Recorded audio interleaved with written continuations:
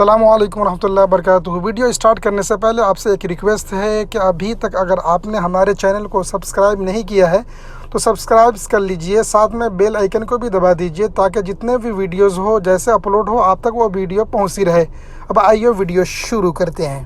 دوستو السلام علیکم ورحمۃ اللہ وبرکاتہ۔ رمضان کے مبارک ایام گزرنے کو ہے اور عید کا دن قریب آ رہا ہے۔ عید کی خوشیوں کا مزہ اس وقت بہت زیادہ ہو جاتا ہے جب رمضان بہت اچھے طریقے سے گزرا ہو، رمضان میں ہم نے زیادہ عبادتیں کی ہوں، رمضان میں ہم نے زیادہ نیکیاں کمائی ہو۔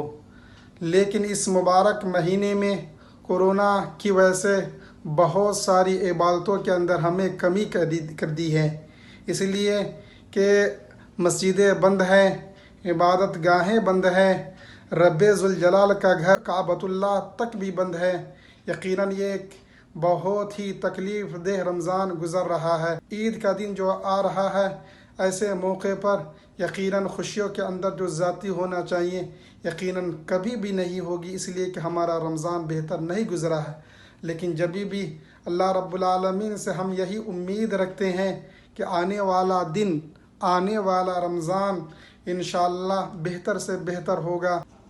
آئیے اس موقع پر آپ تمام حضرات کو ایک ایسی نظم سناتا ہوں جس کے اندر ہماری تکلیفوں کو بیان کیا گیا ہے اور آواز بھی بہترین ہے، سننے کے بعد انشاءاللہ دل شاد ہوگا۔ آئیے چلتے ہیں نظم کی طرف۔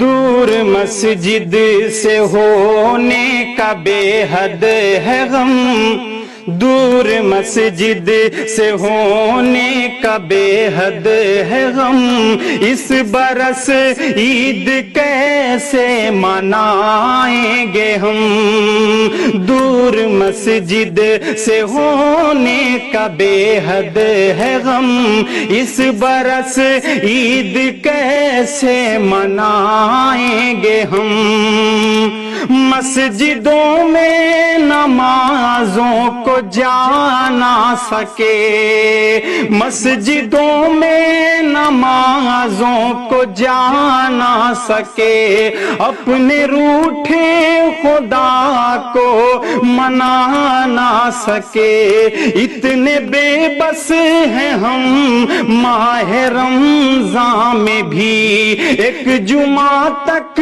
بھی ہم کر ادا نہ سکے، زندگی بھر رہے گا ہمیں اس کا غم، اس برس عید کیسے منائیں